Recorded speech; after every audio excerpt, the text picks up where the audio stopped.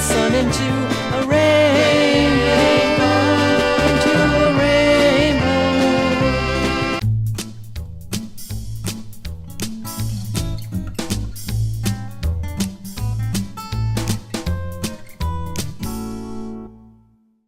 Good morning and welcome into this edition of Conversations with Paul Brown. Today we have the Jones boys.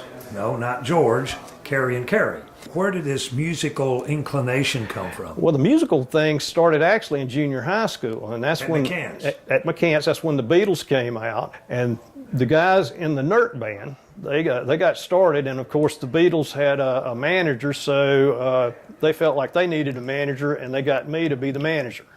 Do you remember the history of how that band began, the early nuances of it? A group of the guys got together and they saw the girls actually, screaming and all that for the Beatles. They said, I want me some of this, so I'm going to try that out. And then the Dave Clark 5 came out and they had a saxophone player, so I said, I might be able to get up on stage too if I go rent a saxophone. So I rented a saxophone and taught myself how to play, and then ended up the guys actually let me play in the band.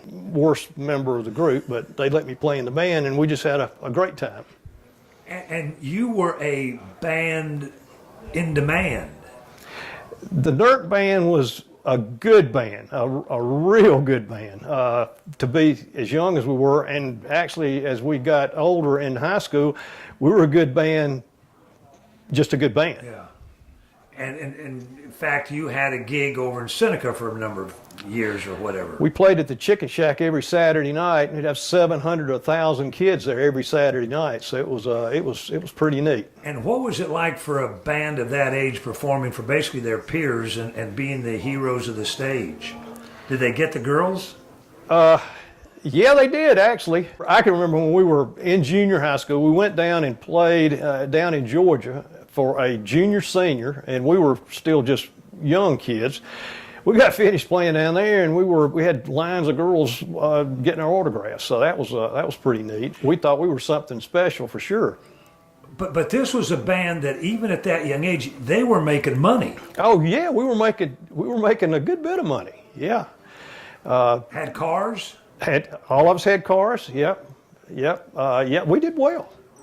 We made more money playing in the band just for the 4 hours on Friday and Saturday as we would have made had we had an after-school job working 5 days. Made a good bit more actually than that. We did well. Plus you got the girls. Plus we got the girls. Doesn't get any better than that.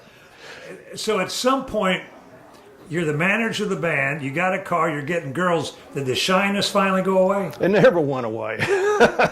I kept wondering when it was going to go away, and it never went away. We played, and then two of us, Mike Strickland and I, we were 1 year older.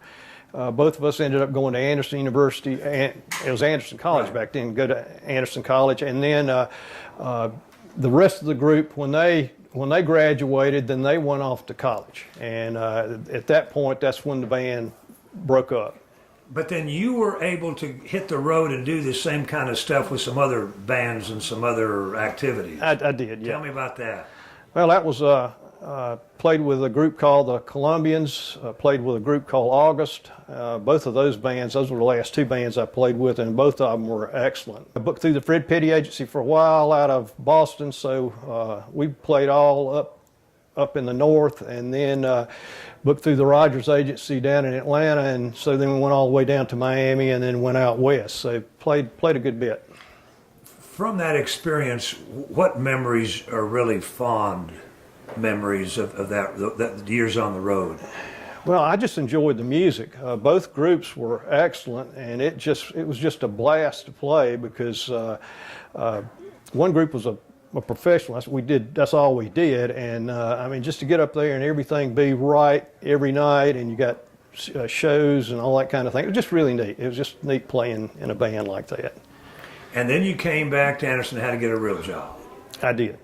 And tell me about building armored cars. Well, that was probably the most fun job I think I've ever had. I enjoyed that. I got to design them. I got to build them. was involved in the selling of them, and it was just a lot of fun. It was a lot of work. Johnson Metalworks. Johnson Metalworks, yeah. Building armored we actually cars did a job for you. Yes, we did. And then that created another opportunity for you, because I remember when we were doing mine, you kept talking about you wanted to go on out on your own, and you eventually did. And I did, yeah. Yep. Tell me a little bit about that.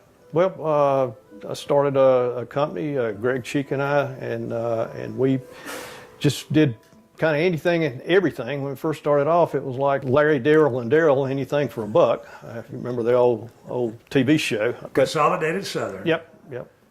And there wasn't there a story about naming that? I mean, it could have been just the two of your names, but you wanted to sound like you were more than what you were. Yeah, we were posers, I guess. We came up with this humongous name that we could grow into instead of using a name we could grow out of. So that's kind of what we did. You developed a real interest in downtown and seeing it prosper and grow. I love downtown. Right. Yeah, I can remember when I was really young that you come downtown and that's all there was to do was everything that you needed was downtown, from hardware store, jewelry store, grocery store, everything was downtown. So you didn't have to go anywhere. Yeah, Gallant Belts was an anchor store downtown. You had Gene Anderson's.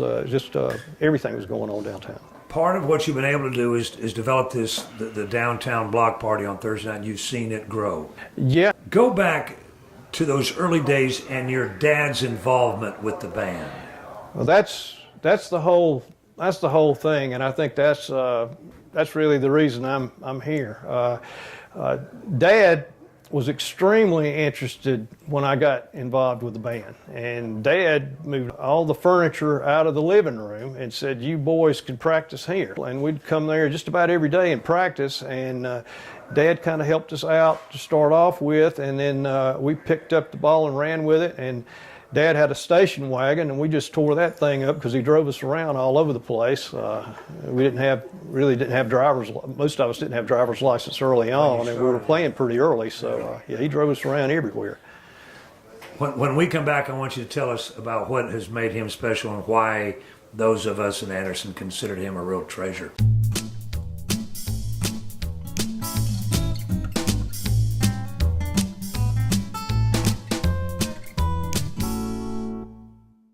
Dad was a B-17 engineer and waist gunner, and he got shot down and ended up being a German prisoner of war for a year. On an aside, my dad is the most honest man I've ever known in my life. I've never heard him tell a lie ever, and I've never heard him boast about anything. He's my hero, and I would just hope that one of these days I can come up and be maybe half the man he is. You're a far better musician than I am, and probably as good as some of the guys in the band. That's one reason you wanted to have the band there, because you kind of lived your dream through us. Is that not right, Pop? Yeah, that's right. I enjoyed it. That was my extra children. Pop, tell us about how you got drafted when you went into the war. You just joined, didn't you? Yeah, my numbers was coming up close to be drafted. So I asked my mom and dad if it would be all right for me to go ahead and just enlist. Recruiting officer said that if I'd go ahead and sign up, he would guarantee that I could get into school on airplane mechanics. Signed up in Greenville, and then I caught a train over to Spartanburg, and then I got on another train and it took me to Columbia. Well, when we got down to Columbia, it was about 9:30 at night, and it was the first time, I guess, that I remember that the black and the white sat at the same table. Yeah. Tell us a little bit about the prisoner of war camp. I lost down to about 135 pounds in there, and I found out that if you don't eat, your stomach will shrink, and then you'll get to where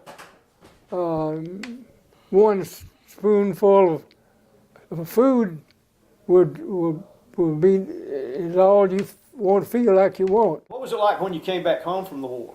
Needless to say, it was very emotional. Be able to be still alive, because we lost so many airmen in that war. I thank the Lord that He saw fit. He wanted me to still be alive and I was so thankful to him. His airplane got hit. The B-17 airplane got hit. They were losing altitude, and they kind of had a vote of whether they wanted to abort the mission or try to come back, and they were going to have to come over the top of the mountains, and they just weren't quite high enough. So they ended up having to bail out, and most everybody else in his crew, they were picked up by the underground, and Dad wasn't quite so lucky. He ended up being a prisoner of war for a year. Pop, tell them how you learned to play and about the guitar that Nanny bought for you and how old you were when you got that guitar. Yeah, I was either about 10 or 11 years old, and we live in a store, and my mother went to Anderson, drove to Anderson. I didn't go with her, and when she came back, she had a guitar with her. And I said, what you gonna do with that? She says, well, first thing I'm gonna do, I'm gonna tune it. So she tuned it, and she said, it's gonna be yours. And so she taught me a song named Jack and Joe. Well, you're going to get your chance. Instead of you sitting there listening to the band work up a song, we're going to work up Jack and Joe real quick, and you're going to be the star, lead guitar player, and singer. Oh, my goodness. Okay, well, let's give it a try. The sweetest girl in all the world, I know you say sweet, a kindly Jack, oh,